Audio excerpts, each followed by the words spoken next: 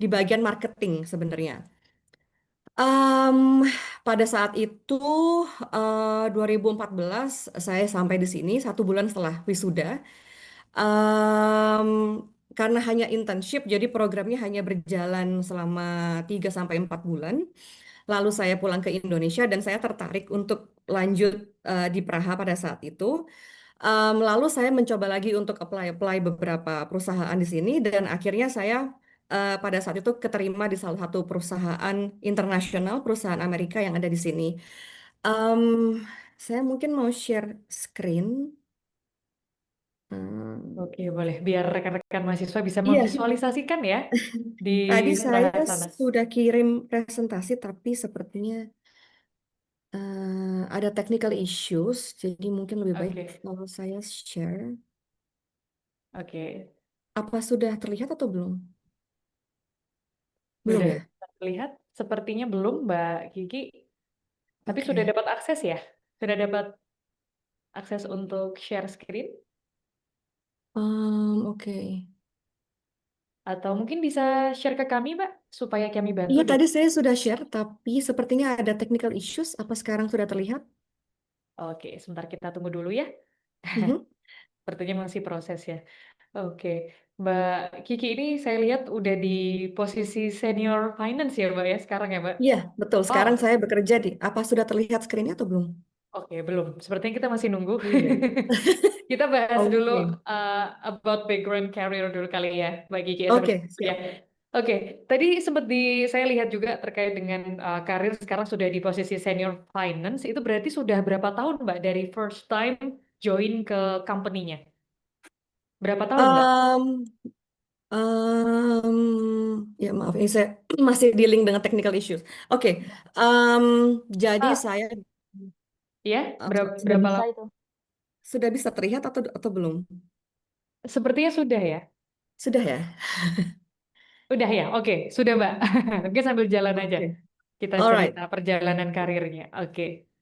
Iya, jadi iya saya sudah 7 tahun di sini. Saya sudah bekerja karena saya pindah dari beberapa perusahaan. Jadi total saya sudah bekerja di perusahaan di sini selama 7 tahun. Em, Mungkin bisa dilihat dari screen yang ini. Ini adalah karir growth saya dari saya tahun 2018 di sini. Jadi saya pindah tahun 2014 setelah wisuda, lalu saya lanjut untuk bekerja di beberapa tempat. Lalu kebetulan di sini saya membangun keluarga, saya bertemu dengan suami di sini. Lalu saya akhirnya stay di sini tahun 2018. Ini adalah karir pertama saya. Pertama pertama kali saya belajar tentang finance dan procurement. Ini sebenarnya agak lucu karena dulu saya kuliah komunikasi itu untuk sebenarnya untuk menghindari apa finance atau menghindari hitung-hitungan gitu karena memang saya memang lebih passion ke communication tapi ternyata tidak bisa dihindari pekerjaan saya malah sampai sekarang 7 tahun kemudian saya bergulir di bidang finance dan procurement. Lalu tahun 2019 saya pindah ke Novartis yaitu pharmaceutical company. Di sini saya menjadi accounts payable associate. Saya lebih belajar lebih dalam lagi tentang dunia finance. Lalu saya tahun 2022 selama 3 tahun bekerja di Johnson Johnson.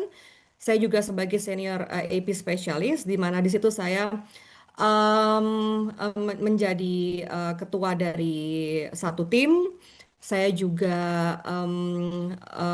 membangun beberapa project, beberapa inisiatif. Scope saya adalah Europe, Middle East, dan Afrika. Jadi memang di wilayah EMEA. Lalu sampai sekarang saya bekerja di SAP, yaitu German IT company. Perusahaan ini juga internasional, ada di Indonesia juga sebagai Senior Royalty Reconciliation Specialist. Di sini saya memastikan semua financial data harus direkonsiliasi dengan akurasi yang sangat tinggi. Jadi itulah memang agak sedikit berbeda mungkin dengan teman-teman yang lain atau Devi mungkin yang masih di bidang komunikasi. Saya pindah ke finance, tetapi saya bisa bilang semua pembelajaran yang saya dapat waktu saya dulu S1 di komunikasi itu benar-benar sangat berguna dan saya apply di pekerjaan saya karena sampai sekarang apapun apapun yang dulu saya pelajari di komunikasi bisa saya gunakan contoh untuk public speaking, contoh untuk deliver presentation, dan juga pembelajaran seperti komunikasi organisasi, komunikasi budaya. Di sini memang sangat membantu sekali untuk saya bisa berkembang di perusahaan di sini di Eropa gitu. Iya, jadi ini tim saya sekarang. Ini kebetulan foto yang rame-rame yang ada di sini. Ini kebetulan diambil 1 bulan yang lalu. Sedang ada SAP Fest. Temanya 90s, jadi semuanya menggunakan kostum. Lalu yang kanan ini ada di kantor. Kita lagi barbecue event after work. Ini tim saya. Tim saya sangat internasional. Bisa dilihat di situ beberapa teman dari Eropa, dari Amerika, dari Afrika, semuanya ada. Jadi apa sih yang saya belajari dari bekerja di multinational environment itu benar-benar mengajari saya tentang diversity, tentang new perspective, tentang communication, tentang teamwork. Jadi itu yang saya bisa pelajari dari apa yang saya dapat dari sini.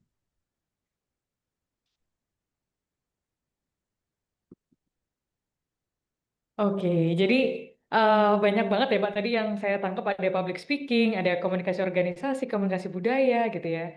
Anyway, di sini juga hadir ya Ibu Wakil Dekan satu juga dari komunikasi, kemudian ada Mas Gusnar di sana mungkin masih ingat titip salam rupanya. Jadi beliau mengajar di public speaking dari Mbak Kiki ya. Jadi benar-benar manfaatnya walaupun sekarang di dunia finance, tapi ternyata juga ada banyak sekali manfaat yang bisa diambil ya di dunia kerja sekarang. Nah, kalau dari sisi bagaimana respon dari kedutaan besar di sana dari Indonesia, mungkin Mbak, gimana selama kurang lebih 10 tahun tadi ya ada di Praha ya Mbak? Iya, 10 tahun ada di sini. Gimana tuh? Apakah ada bentuk kerjasama untuk warga negara Indonesia terkait Iya, dengan pengabdian tadi? Mungkin ada iya. juga di Mbak Kiki. Kebetulan, ya terima kasih. Kebetulan kalau dari KBRI di sini, mereka memang sangat aktif di bidang kebudayaan tadi, seperti mengundang berbagai performance kebudayaan dari Indonesia dan juga memang banyak sekali kunjungan-kunjungan dari Indonesia yang datang ke sini. Memang karena saya di jalur corporation, yaitu jalur private, jadi memang tidak ada kerjasama yang begitu banyak dengan KBRI. Ya, tapi memang saya bisa bilang di sini KBRI-nya memang sangat aktif untuk para diaspora Indonesia yang ada di Praha. Kebetulan di sini masyarakat Indonesia-nya tidak sebanyak di negara Eropa yang lain, contoh seperti di Jerman atau di Belanda. Ada banyak sekali, sekitar ribuan orang Indonesia yang tinggal di sana. Kalau untuk di Ceko sendiri hanya sekitar 500 orang. Jadi memang bisa terbilang skopnya kecil, tapi lumayan aktif sih kalau saya bisa bilang gitu. Tapi kalau pribadi untuk saya lebih ke pengikut atau setiap KBRI mengadakan acara, mengadakan event, saya selalu mengusahakan untuk datang ya. Oke, baik. Terima kasih Mbak Kiki. Mungkin terkait dengan jurusan ya Mbak, karena divisi ini kan tentunya walaupun kedua narasumber kita dari komunikasi, ada dari administrasi publik, ada dari administrasi bisnis, ada hubungan internasional, ilmu pemerintahan, gitu ya. Nah, itu nggak menutup chance ya untuk rekan-rekan dari prodi lain untuk apply juga nih pekerjaan di luar negeri, di Praha, Mbak. Sebenarnya enggak sih, karena kalau dilihat saya komunikasi tadi kerjanya finance kan atau procurement. Jadi memang di sini mereka sebenarnya tidak melihat degree, tapi mereka melihat soft skill dan mereka melihat apakah kita Apakah ini kita ini curious, penasaran dan ingin belajar belajar lebih lebih jauh lagi begitu. Jadi ini ya ini foto waktu saya dulu masih bekerja di Johnson Johnson. Ini adalah year end event tahun event dua tahun ribu dua puluh empat 2020. Desember kemarin. Ya, jadi ini Ini sebenarnya saya sebenarnya tulis di sini advice untuk students, untuk teman-teman di Undip yang ingin go internasional. Zaman sekarang mungkin lagi trendingnya AI atau agility or data analytics ini yang memang sangat dibutuhkan di perusahaan-perusahaan di luar negeri, khususnya di Eropa. Contohnya di tim saya, pokoknya semuanya menggunakan AI, automation, semua proses-proses yang masih manual Contoh kalau di finance mungkin tentang pembukuan, penghitungan data, semuanya dikerjakan di Excel file dulunya. Sekarang kita semua sudah berusaha untuk menggunakan AI untuk automation. Jadi ini bisa menjadi kunci buat teman-teman untuk mulai belajar. Banyak sekali sebenarnya sumber-sumber atau source-source yang bisa didapatkan, mungkin dari LinkedIn Learnings atau dari tempat-tempat lain juga. Dan juga ya banyak sekali opportunities yang ada di luar sana, tapi mungkin banyak sekali teman-teman yang masih merasa kayak takut untuk step outside of the comfort zone, dan ini mungkin penting banget untuk mungkin dijalani dulu aja, dilihat bagaimana, pokoknya intinya harus berani. Lalu yang paling penting tuh adalah bahasa Inggris sih. Kalau menurut saya bahasa Inggris memang sangat-sangat important. Kalau memang ingin mengejarnya di Eropa, mungkin bisa belajar seperti Devi, belajar bahasa Perancis atau bahasa Jerman atau bahasa Belanda yang dibutuhkan, karena banyak sekali perusahaan-perusahaan di Eropa yang sangat appreciate kalau setiap individual di sini bisa speak English fluently dan juga another European language. Kebetulan saya juga sedang belajar bahasa Ceko. Bahasanya sangat susah, tidak seperti bahasa Indonesia. Di sini grammarnya sangat susah. Kebetulan kalau tinggal di Praha sendiri tidak dibutuhkan bahasa Ceko yang fluent. Saya sudah tinggal 10 tahun, tapi saya selalu menggunakan bahasa Inggris kemanapun. Jadi intinya English is important. Dan tadi itu prepare for cultural differences. Apa sih namanya kayak mungkin join kayak organization, ISEC atau organisasi-organisasi internasional yang lain begitu.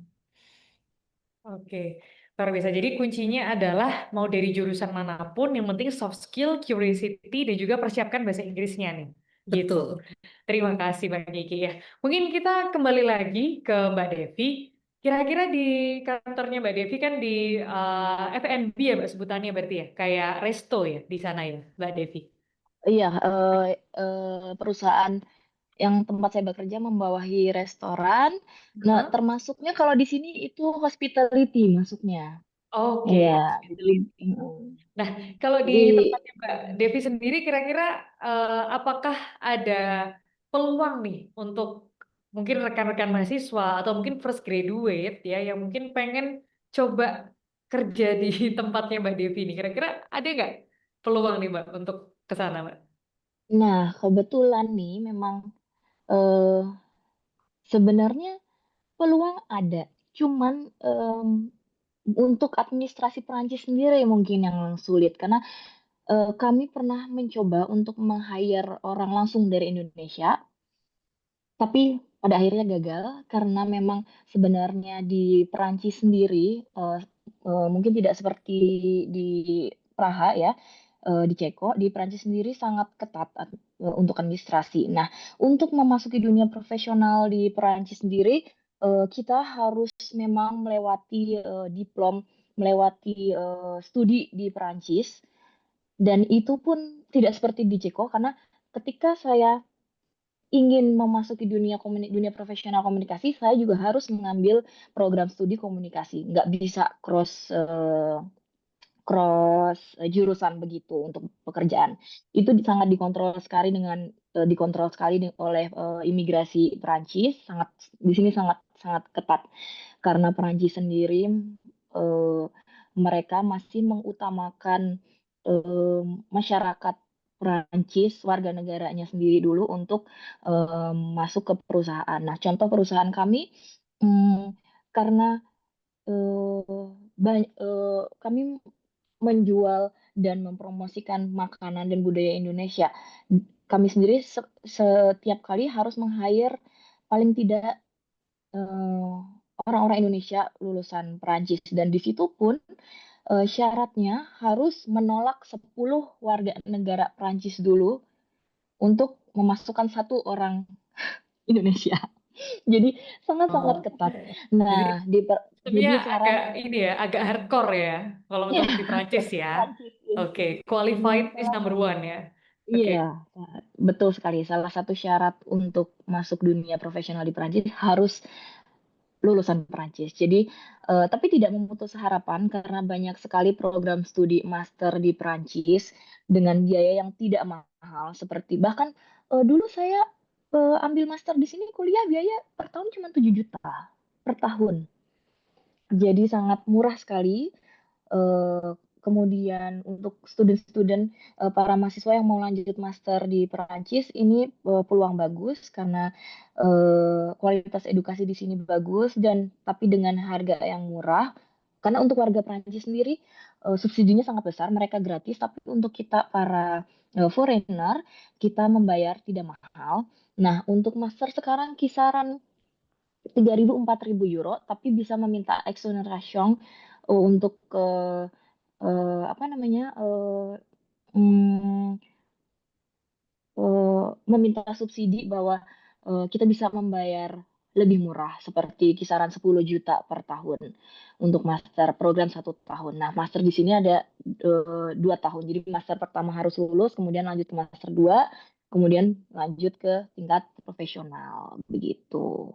Nah, Oh, dan di sini juga ketika kita memilih perusahaan itu pun juga benar-benar harus sesuai dengan bidang master yang kita punya. Lulusan komunikasi harus bekerja di komunikasi, nggak bisa cross jurusan sama sekali karena ketika saya lulusan komunikasi dan ingin bekerja mungkin di dunia fashion yang mungkin sebagai desainer atau bisnis atau segala macam, balik lagi kita harus kuliah lagi, ambil ambil lagi jurusan yang sesuai begitu.